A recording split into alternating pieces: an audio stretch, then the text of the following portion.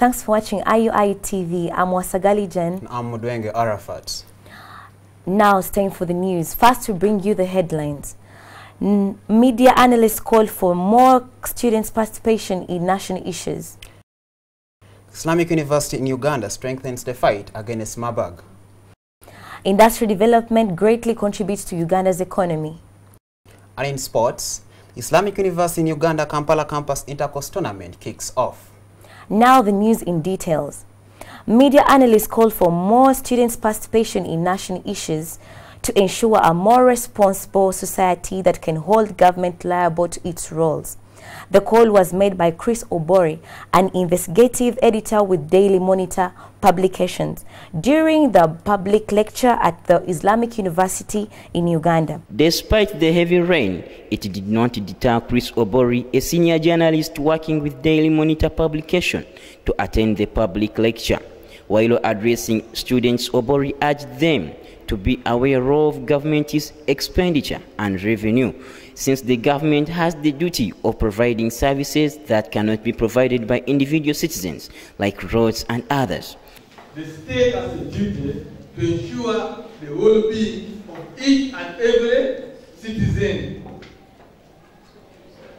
Why?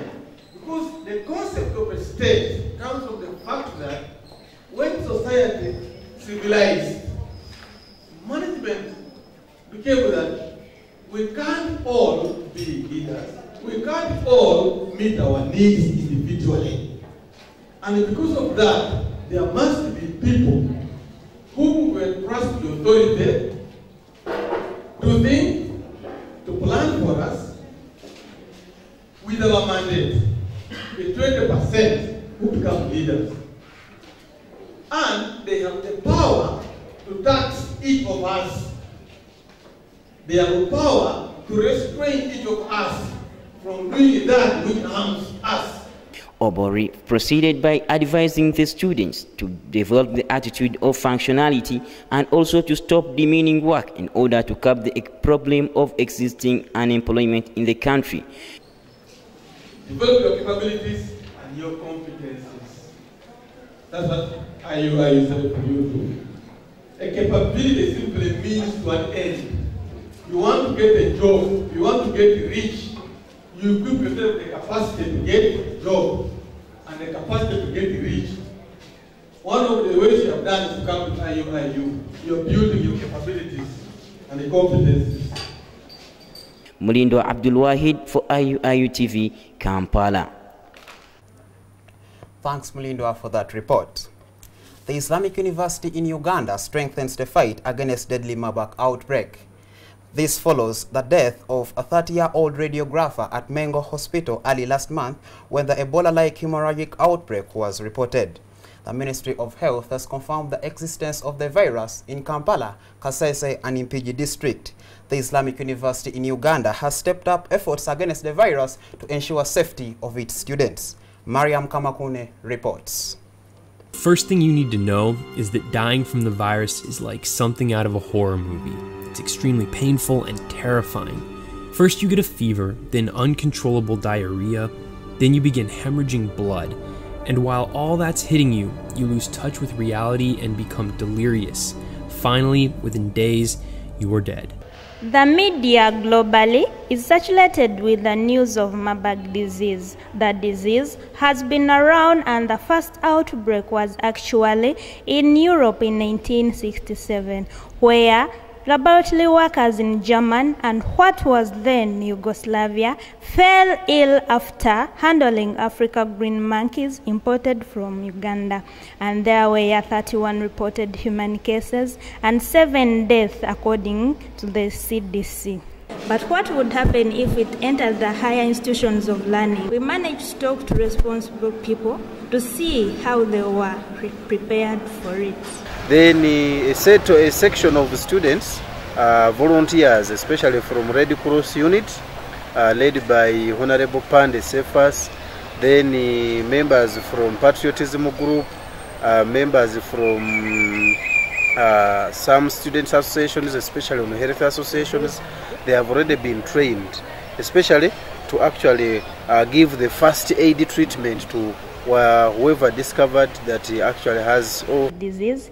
Reporting for Healthy News, IU Kampala Campus, Mariam Kamakuni. Industrial development has greatly contributed to the development of Uganda through the provision of employment opportunities and income. Our reporter Suna Sharif has more of this.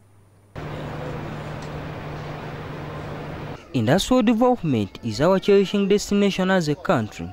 Besides income, it's going to give jobs and employment opportunities. However, the upcoming industries pose a big challenge onto the environment. Factories clothe the city with smoke. In the need to acquire the available jobs, many people concentrate in towns, many in slums, which has resulted into poor disposal of garbage and wastes.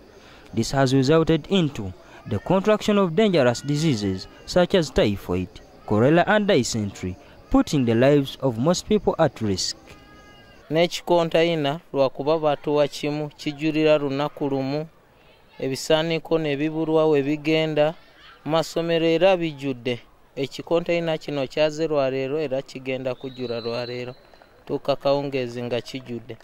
Kijulira lunaku lumu ebisaaniko ne bibulwawo ebigenda kyova olaba waliko abamu bajja ekiro nga babulibwawo ebigenda ne babiteeka wansi nga teri kikontayina.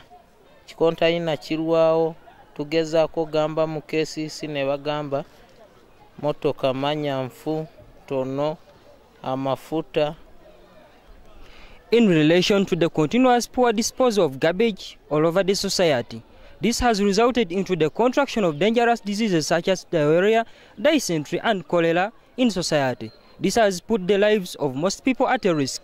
As a result, they have called the government of Uganda to come to rescue their innocent lives. Reporting for IU TV, Sona Sharif.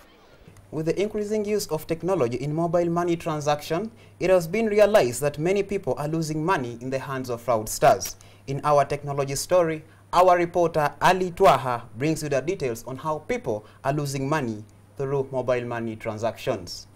Mobile money fraud has become rampant with the improvement in the technology industry. Many people out there have lost billions to fraudsters. Anit Nalumansi, a student at St. Janan Lomo in Kabalagala, received 3 million shillings on her mobile money account. However, this turned out to be a fraud. Ngaina kwa sindikile mitwalo 18 nasoka ne basindikayo 10 ekitundu kati 10 ekitundu nagamba ate basindike 18 olwo namugamba asooka asasule zisoose esente tujikubako teriko nabaloti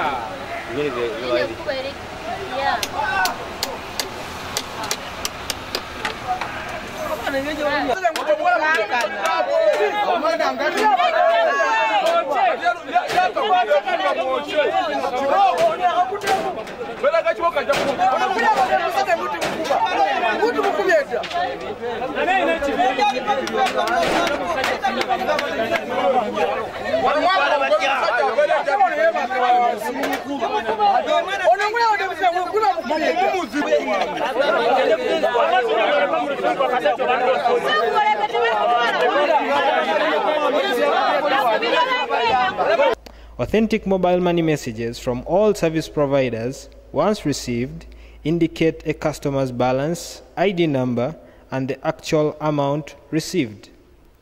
However, messages from fraudsters, according to investigations conducted by telecom industries, has revealed that messages from fraudsters do not indicate the outstanding balance. Much as mobile money services has eased money transfers, the insecurity it has brought along need extreme vigilance. Reporting for IU TV, I'm Ali Twaha in Kampala. Thank you, Ali Twaha, for that.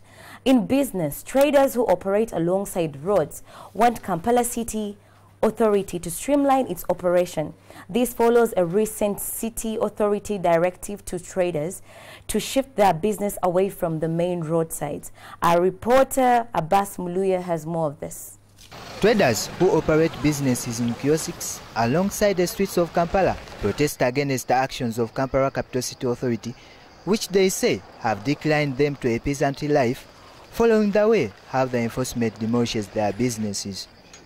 According to Ms. Deborah Nachiyimba, a canteen manager at Kisugu Primary School, says that Kampala Capital City Authority should improvise and secure a better place for the affected traders to operate. Kyembadde nsaba kyandibadde kintu kimu twakiriba banoonyeza ekifo bwe banaasobola okukolera ku lwange babawe ekifo basobole nabo okukoleramu baleme kugobaganya waakiri omuntu bw'oba omugamba nti aveewo oba olina omunoonyimu oba gavumenti ebayambe basobole okufuna babafunire ekifo we banaateeka bizinensi zaabwe. On the other hand, local artisans, commonly known as juakalis, have also called upon the government's involvement in their industry to spur developmental innovations and creation of jobs. Inefficiency in power supply and heavy taxes are the most challenges that affect their operations.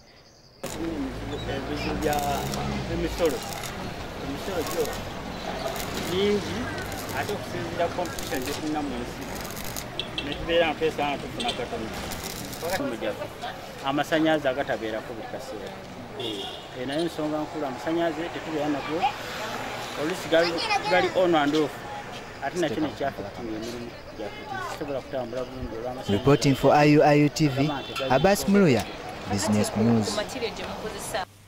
The third Kampala City Carnival was the most extraordinarily funded carnival among the previous ones. In our entertainment story tonight, Jen attended the carnival and compiled you this report. October 5th, 2014 is a Sunday that will never be forgotten in the history of entertainment in Kampala.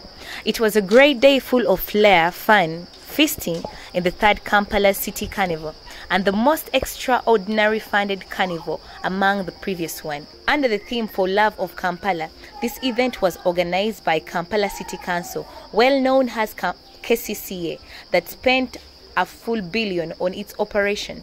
Much as the authority usually runs after street vendors, this time it was their ample business moment to maximize profit. 1 million people attended the carnival. It was their time to celebrate the changing fate of their city. The event was an economic engine that started in 2014 and aimed at preserving history, tradition, entertainment, atmosphere, as well as stimulating the local economy. In international news, Sweden has officially recognized state of the Palestine. Sweden has become the first European Union member state in the Western Europe to recognize by the Palestinian state. 7 European Union members in the Eastern Europe and the Mediterranean have already recognized the Palestinian state. Omar Sentongo has more of this. Palestinian leader Mahmoud Abbas has already welcomed Sweden's move, describing it as brave and historic. Much as Sweden has become the first Western European country to recognize Palestine as a sovereign state, 7 other Eastern European countries have already recognized Palestine. Among these countries include Hungary, Czechoslovakia, Cyprus, Bulgaria, Malta, Poland, and Romania. That this will be received in a balanced and constructive way also by Israel. We are hopeful that our excellent cooperation will continue. For IUIU International News, Omar Sentongo. Thanks, Sentongo, for that report. And in sports, the Islamic University in Uganda Kampala Campus Intercourse Tournament has today kicked off with Mass Communication Mergers taking on Swaswa, the defending champions. Mass Communication has set up a new record as it defeated the defending champion Swaswa by 6-0. Bosa Arafat followed this match and has this for you.